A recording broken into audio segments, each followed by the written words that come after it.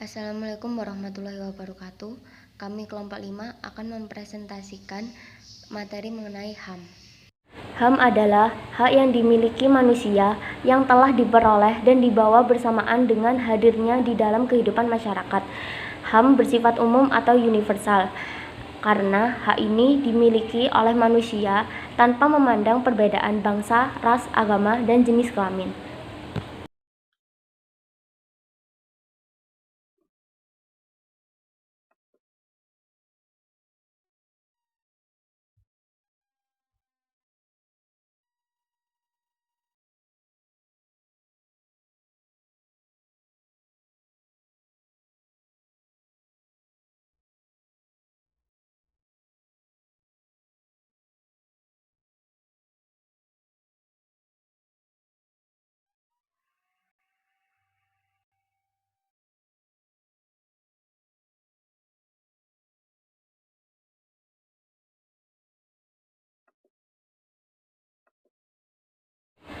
Macam-macam HAM dan instrumen nasional mengenai HAM di Indonesia.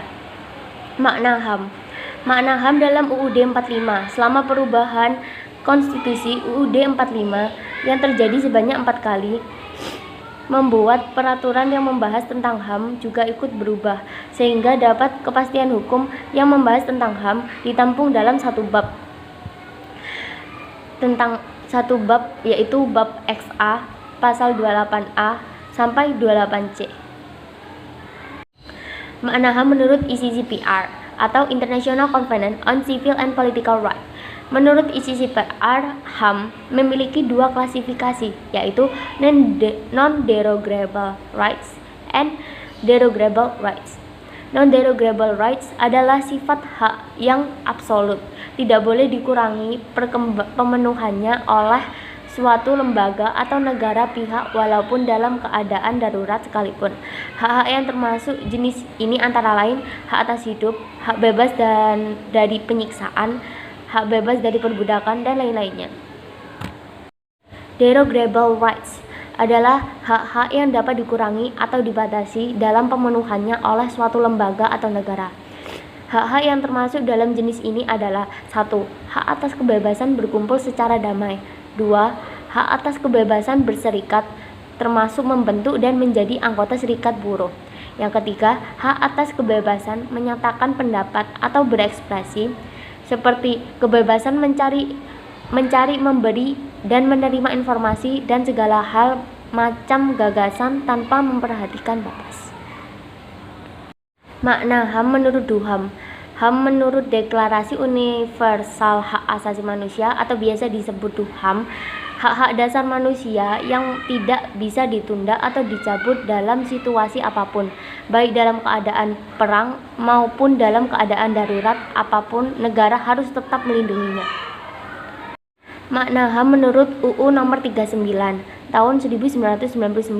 Menurut UU RI Nomor 39 Tahun 1999, hak asasi manusia adalah seperangkat hak yang melekat pada hakikat dan keberadaan manusia sebagai makhluk Tuhan Yang Maha Esa dan merupakan anugerahnya yang wajib dihormati, dijunjung tinggi, dan dilindungi oleh negara hukum, pemerintah, dan setiap orang demi kehormatan serta perlindungan harkat dan martabat manusia.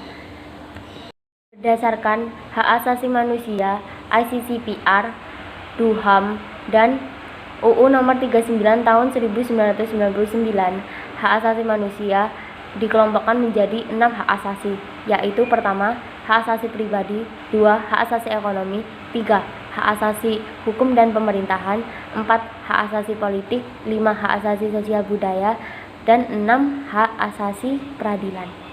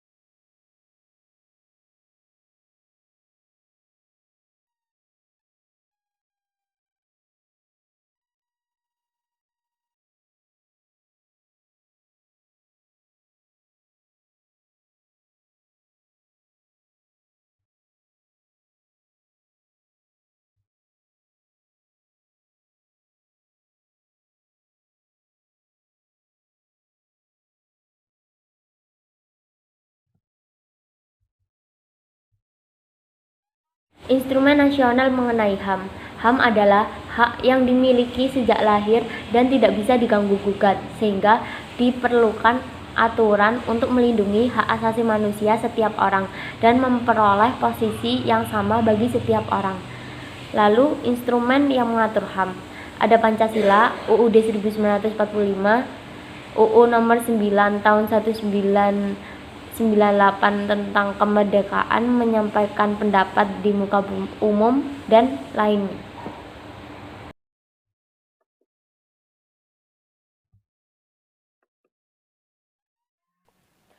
Pembahasan selanjutnya yaitu hubungan HAM dengan Pancasila dan Undang-Undang Dasar Negara Republik Indonesia tahun 1945.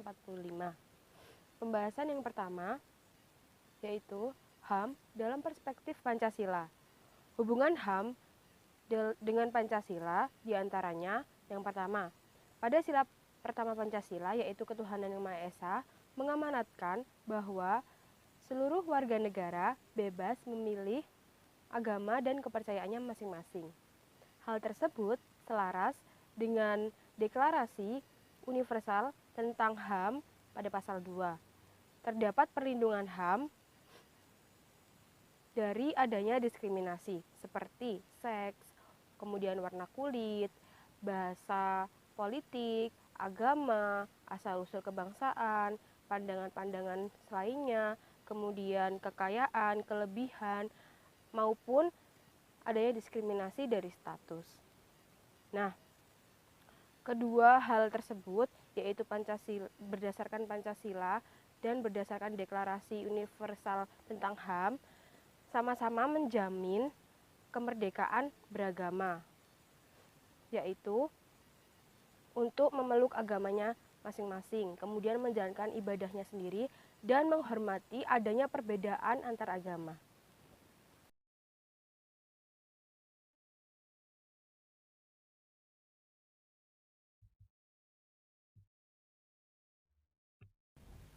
Kemudian yang B, sila kedua, yaitu kemanusiaan yang adil dan beradab, mengamanatkan bahwa adanya persamaan derajat, hak dan kewajiban sesama manusia. Hal tersebut juga tercantum dalam Deklarasi HAM PBB yang melarang adanya tindakan diskriminasi. Selain itu, menempatkan hak setiap warga negara pada kedudukan yang sama di mata hukum, serta memiliki kewajiban dan hak-hak yang mendapat jaminan atas human values, dignity of man, dan human freedom. Lalu yang C, sila ketiga Pancasila, yaitu Persatuan Indonesia, mengamanatkan bahwa adanya unsur pemersatu warga negara dan dengan adanya semangat rela berkorban, serta diharapkan dapat menjunjung tinggi kepentingan bangsa dan negara dibanding kepentingan pribadi dan golongan. Selain itu, warga negara juga diharapkan dapat bersosialisasi maupun bergaul ataupun berinteraksi dengan masyarakat lainnya. Hal tersebut agar tetap adanya rasa persaudaraan dan juga keseimbangan di masyarakat. Terima kasih. Kemudian sila keempat yaitu kerakyatan yang dipimpin oleh hikmat kebijaksanaan dalam permusyawaratan perwakilan. Hal tersebut bermakna bahwa dalam setiap pengambilan keputusan maupun penyelesaian masalah diharapkan dengan melalui jalur musyawarah atau mufakat, sehingga orang tidak dibenarkan untuk mengambil tindakan sendiri atas inisiatif sendiri yang dapat mengganggu kepentingan bersama atau kepentingan umum. Hal tersebut selaras dengan Deklarasi HAM. Kemudian sila kelima yaitu keadilan sosial bagi seluruh rakyat Indonesia. Atas keadilan HAM tercermin dalam sila ini. Keadilan ditujukan bagi kepentingan umum. Tidak ada pembedaan atau diskriminasi antar individu maupun kelompok. Terima kasih.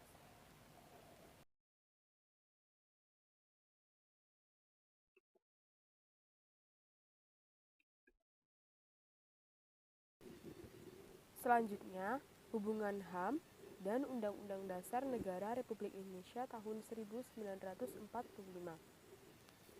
Meskipun tidak diatur secara khusus tentang ketentuan HAM dalam Undang-Undang Dasar Negara Republik Indonesia tahun 1945, namun bukan berarti Undang-Undang Dasar 1945 tidak mengakomodir atau mengatur ketentuan tersebut. Dan ketentuan terkait HAM dapat dilihat dalam pembukaan UUD 1945 tahun pada alinea keempat yang berupa tujuan negara. Yang pertama, negara melindungi segenap bangsa Indonesia dan seluruh tumpah darah Indonesia. Artinya, perlindungan diberikan kepada seluruh warga negara Indonesia dan seluruh tumpah darah Indonesia. Kemudian yang kedua yaitu memajukan kesejahteraan umum. Artinya, pembangunan kesejahteraan secara merata dan setiap warga punya kesempatan untuk sejahtera. Lalu yang ketiga, mencerdaskan kehidupan bangsa. Bertujuan untuk meningkatkan sumber daya manusia Indonesia secara merata untuk mengejar ketertinggalan dari bangsa lain melalui dunia pendidikan. Kemudian yang keempat, melaksanakan ketertiban dunia yang berdasarkan kemerdekaan, perdamaian abadi, dan keadilan sosial. Artinya, membangun bangsa yang mandiri serta kewajiban untuk membantu atau menyumbangkan kepada negara-negara lain atau negara-negara yang membutuhkan. Pada Undang-Undang Dasar Negara Republik Indonesia tahun 1945 dijelaskan bahwa Indonesia adalah negara hukum, dan salah satu ciri dari negara hukum adalah mengakui adanya hak asasi manusia. Oleh karena itu, Indonesia adalah negara yang mengakui hak asasi manusia. Selain itu, dijelaskan pula bahwa negara hukum juga mengatasi paham golongan maupun paham perorangan dan mewujudkan keadilan sosial yang berdasarkan kerakyatan dan ketuhanan yang Maha Esa. Selain itu juga menurut dasar kemanusiaan yang adil dan beradab, dan merupakan cita-cita hukum bangsa Indonesia. Selain itu juga merupakan perwujudan dari kepentingan bersama.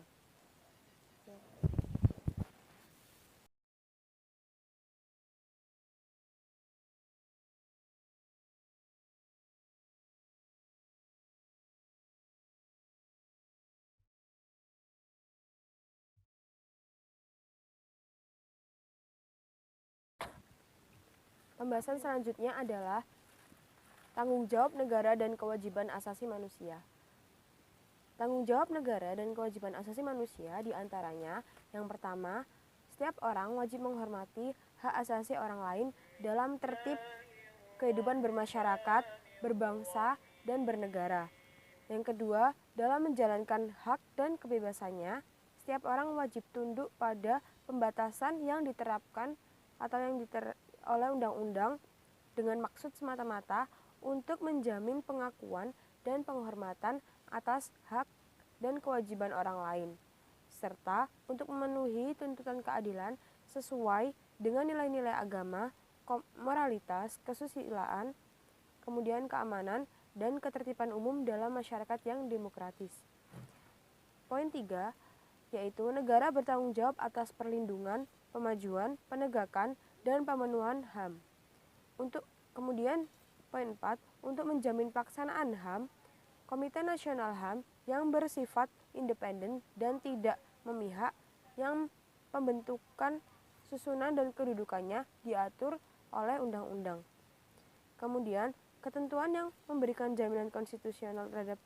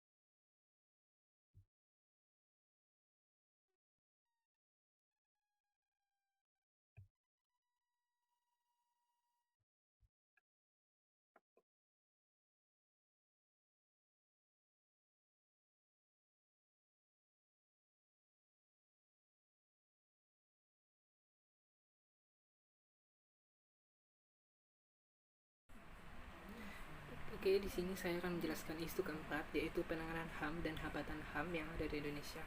Yang pertama yaitu penanganan HAM di Indonesia. Yang pertama ada peradilan HAM. Nah, peradilan HAM itu memiliki dasar hukum. Di antaranya yaitu pertama ada Undang-Undang Nomor 8 tahun 1981 tentang KUHP. Kemudian ada UU Nomor 39 tahun 1999 tentang HAM, UU Nomor 26 tahun 2000 tentang Pengadilan HAM. Nah, yang kedua, dalam penanganan HAM itu ada juga sosialisasi tentang HAM, yaitu mensosialisasikan tentang apa itu HAM, pengertian HAM, dan mengapa sih kita itu kok perlu tahu tentang HAM. Jadi sosialisasi tentang HAM sehingga setiap pihak itu bekerja sama dalam melakukan penegakan, bukan hanya dari kelembagaannya saja, tapi juga masyarakat dan semua aspek itu dapat bekerja sama dalam melakukan penegakan HAM. Kemudian ada pendidikan HAM di Indonesia sebagai media untuk penyaluran apa itu HAM kepada anak sejak dini agar mengerti apa itu HAM dan mengerti juga tentang pentingnya HAM dalam kehidupan sehari-hari dan kepada masyarakat. Yang keempat ada juga advokasi HAM. Advokasi HAM, advokasi menurut Mansur Faki adalah media atau cara untuk mencapai suatu tujuan tertentu. Dalam hal ini tuh HAM, yaitu suatu cara untuk mencapai tentang kepentingan HAM atau sosialisasi HAM kepada seluruh masyarakat. Itulah advokasi HAM. Nah, sekarang itu ini yang kelima, yang paling harus dimiliki setiap negara, yaitu kelembagaan HAM. Dalam suatu negara itu pasti ada pelanggaran-pelanggaran HAM tertentu dan juga ada kelembagaan yang khusus untuk menangani HAM. Nah, yang ada di Indonesia itu yang diketahui oleh masyarakat itu yang pertama ada Komnas HAM, itu Komisi Nasional Hak Asasi Manusia. Kemudian ada KPAI, Komisi Perlindungan Anak Indonesia, ada Polisi Republik Indonesia, Polri, Komnas Perempuan atau Komisi Nasional Perempuan, itu bertujuan untuk menegakkan atau mengawasi jalannya hak asasi manusia bagi setiap masyarakat, sehingga setiap orang itu mendapatkan porsi HAM-nya masing-masing dan tidak melakukan pelanggaran terhadap HAM-nya masing-masing. Nah, setiap kelembagaan itu juga memiliki peran yang berbeda, yaitu antara KPAI dan perempuan ya saling berkesinambungan, saling melengkapi, tapi tujuan atau cangkupannya itu berbeda. Kayak Komnas Perempuan khusus untuk menangani hak asasi manusia yang mengalami kekerasan rumah tangga atau kekerasan terhadap perempuan. KPAI yang khusus untuk pada perlindungan hak asasi manusia pada anak. Nah, selanjutnya yaitu hambatan HAM yang ada di Indonesia. Setiap kita mau melakukan sosialisasi HAM itu pasti ada hambatannya juga.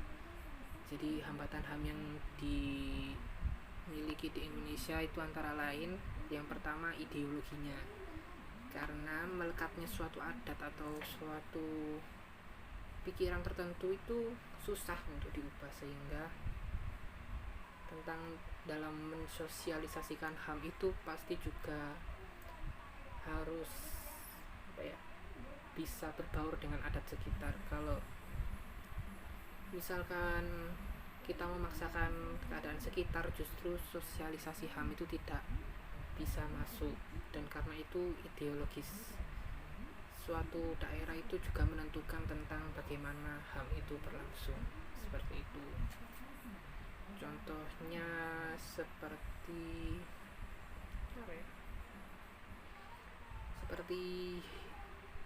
Hitler.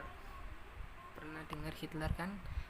Hitler itu memiliki ideologi bahwa setiap orang Yahudi itu jahat, padahal Hitler itu dulu waktu kecil dia pernah disiksa oleh ayahnya yang seorang Yahudi, sehingga ketika dia besar dia itu menyamaratakan bahwa semua orang Yahudi itu jahat. Nah, dia sudah memiliki suatu ideologis bahwa semua orang Yahudi itu jahat dan harus dihukum. Karena itulah Hitler melakukan pembantaian besar ke bangsa Yahudi seperti itu. Kemudian ada ekonomis atau keadaan ekonomi sosial.